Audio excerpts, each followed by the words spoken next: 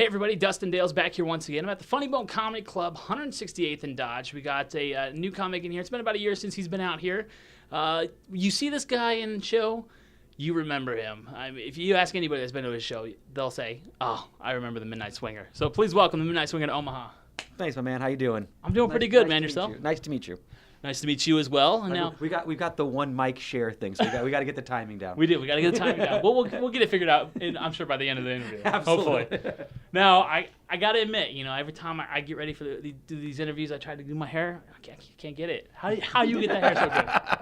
I love the fact that a guy whose hair is short as yours is like it takes like an hour to get your hair together. I do this in about 20 minutes. This is hairspray and a molding wax. So to get it to make it look like I look at the love child of Ellen DeGeneres and Beetlejuice. I love it. I'm very curious what that actual love child would be like. And now you know. Now I know.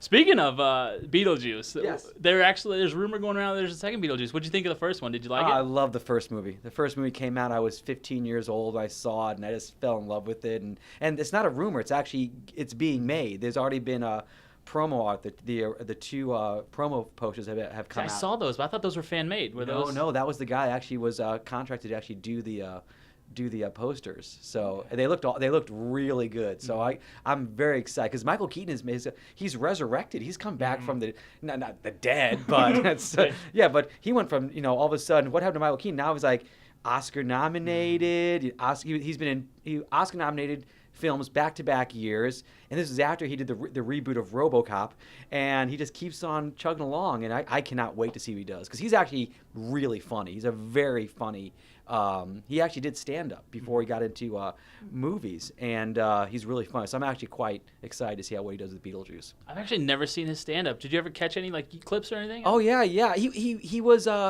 You had the time, I think 83, 84 Night Shift came out with Henry Winkler. Mm-hmm. Remember they ran a prostitute ring out of a morgue? Mm-hmm. Well, that's when he was kind of doing stand-up, and he was very hyperactive, and his stand-up was very hyperactive. He was very, very fast. He spoke really fast, very herky-jerky. If he had kept with it, he probably could have done a good stand-up, kind of along the lines of like a Richard Lewis, but he went into the movies, so Gotcha. He made the right choice. Do you think Beetlejuice will capture that same magic it had the first time? I'm hoping that's a lot like what Star Wars The Force Awakens. The old people who remember the original will go back and see it, and the younger people will be immersed in this whole new world they didn't know existed. So that's my hope, because Tim Burton is a genius. I mean, and I've always been a Tim Burton fan, and I'm thrilled that he's involved. He's writing, directing. He's got almost the entire original cast back to do it again. So I think it's gonna be fantastic. Now, one thing that happened this week, there was an official announcement, either today or yesterday, I can't remember, but Trump officially won the Republican nomination. Well, unofficial nomination. He's the presumptive nominee. There you go. Which is a term that's never been used before, because Trump is so egotistical. He's the presumptive idiot of the Republican Party. I mean, and the fact that there are millions of people voting for Trump in the primaries proves to me that we as a society no longer take politics seriously. It's like I think people look at this as a game show. Mm-hmm. It's like, okay, wouldn't it be so great if Trump was president, man? Because he's a billionaire, which means that it'll trickle down to me being a billionaire, right? And like, no, you're an idiot. That's not how government works. So for all you Trump supporters out there, you're idiots, you're morons. Stay home, don't vote. We do not need you. These messages are not part of NBC Broadcasting. We do not approve of these messages. Gotta get that out there. That's right. The comments made by the Swinger are his and his alone. You're morons, Trump supporters. There you go. The Midnight Swinger, David Scott. Those are his thoughts. His thoughts. Now, please go to @SwingerSays on Twitter and let me know what you say. Now, you're in the record books for something that I think is pretty cool, okay, folks, take this for instance. If you watch the Lord of the Rings trilogy 3 times over, you still will not have, the original trilogy, you will still not have seen as much of those movies as this guy performed on stage. A little confusing. 40-hour stand-up set. Is that right? 40 hours and 8 minutes. That was the official record that I accomplished April 30th, 2013 at the Diamond Joe Casino. I did a work week plus 8 minutes of overtime to set the record. And That's insane. it was the coolest thing I've ever done in stand-up comedy. As far as, people, they have like great memories and stuff like that. For me, the coolest thing I've ever done is performing and setting a Guinness World Record. Because as a kid, I'm 46, and even though I look fantastic, I'm 46. When I grew up, there was a show called That's Incredible that I watched as a kid, and they always had these people trying to set Guinness World Records. And I was like 7, 8 years old going, God, I'll never do anything that'll get me in the Guinness World Records. And then somebody made a comment about the longest stand-up comedy show, which was like 36 hours or whatever it was, 36, 38 hours.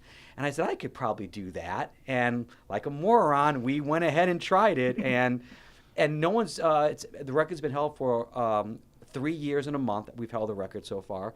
A few people have tried to break my record. No one has come close. And if someone does break my record, I will be the first person to congratulate them and promise them that I will not try to re-break it, because that is something I will never do again. It was the hardest, most difficult thing I've ever done, along being the coolest thing I've ever done. It's amazing. So That's a long time. 40 hours. Was that a lot of crowd interaction, or was it all original material? It was original material. It had to be, because the Guinness gives you a book. I mean, it's a little about this thick, of rules that you have to follow. You can't do crowd rap. You have to hold the microphone like you're. I had to hold the microphone for 40 hours and 8 minutes. I couldn't use the mic stand. Couldn't use a lapel mic. I had to do jokes. I couldn't do crowd rap. Every joke had to be at least 1 minute long. So I couldn't just do, take my wife, please. You couldn't do that. Every joke had to be a minute long. And there had to be a minimum of 10 people in the audience at all time. And I had to have a notary on site who people had to sign their names to an official Guinness World Record sheet that we had that had to be signed and then notarized on the spot. There was a lot more going on in the background than just the stand. The stand-up, believe it or not, was actually the easiest part of the show, because me and my team had a 3-person team, and we had 6 months to write this show. And we were just taking the thing about it is that, yeah, you had to do comedy. There was no rule that said it had to make sense. There was no do you have to get a laugh? Does every joke have to get a laugh? Can you do something that's comedy, but maybe it is, type of comedy, like the people, like Seinfeld type comedy, or Robert Klein type comedy, or could we do, could we do different styles? And you can do any style you want. Comedy is subjective, so we didn't have to do every joke didn't have to be a laugh. We could do thinking man jokes.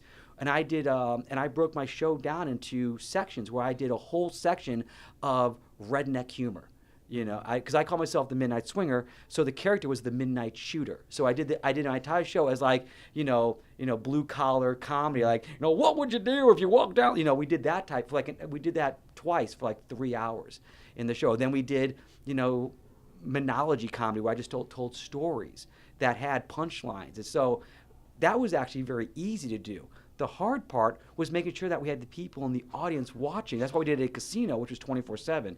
So we were never in trouble. I think the smallest crowd we had was 12 people at 3 o'clock in the morning. At the end, we had over 300 people in the theater watching the show, and it was streaming online because Guinness had to stream, so Guinness in England could watch at any time, and they were watching, and it was streaming the whole 40 hours and 8 minutes. And at the end, 300 people in the theater, over 900 people watching worldwide. Wow. As I broke the record. That's crazy. Yeah. That's one of the most impressive things I've ever heard. So very much congratulations on that one. That's cool. Thank you. It's my proudest, in comedy, it's my proudest accomplishment. Well, if you haven't had a chance to catch him, make sure you come out this weekend and check him out at the Funny Bone Comedy Club. And there's also one more project you're working on, is that right? Yes, I've got a YouTube project called The History of in 90 Seconds, where I do the history of Kiss, Duran Duran, Star Wars, Doctor Who, roller coasters, stuff like that. And I do the history of this subject, and I do it in 90 seconds. I give their entire history in 90 seconds. So go to YouTube, type in The History of in 90 seconds, and you'll check out my videos. There's 8 of them. I love it. It's totally different than comedy. It's not comedy related. It's not Midnight Swing or Craziest. It's actually a totally different departure, trying to do something more history. I'm a history buff, and I do something more history fun related. What's the next one you're doing? The next one, I think it's Motley Crue. I'm doing because they just finished up their career, 35 years and they've retired. They're never going to perform with Motley Crue again, so Motley Crue will probably be the next one I do. Well, very cool. His name is the Midnight Swinger, David Scott. Definitely want to come check him out. He's got a bit of a Vegas vibe. There's so many more questions I could ask, but we'd be here all day. I'm just going to leave it at that. A Vegas-style comedian. If you've been to Vegas, you know what I'm talking about. A little bit of everything, showmanship, the crazy showmanship. You want to check it out. This the Midnight Swinger, David Scott, this weekend. Funny Bone Comedy Club, right here, 168th and Dodge. Until I see you again next year, bud, have a good set this weekend. Thank you. Make sure you grow your hair out. Have a little fun with it. I will try.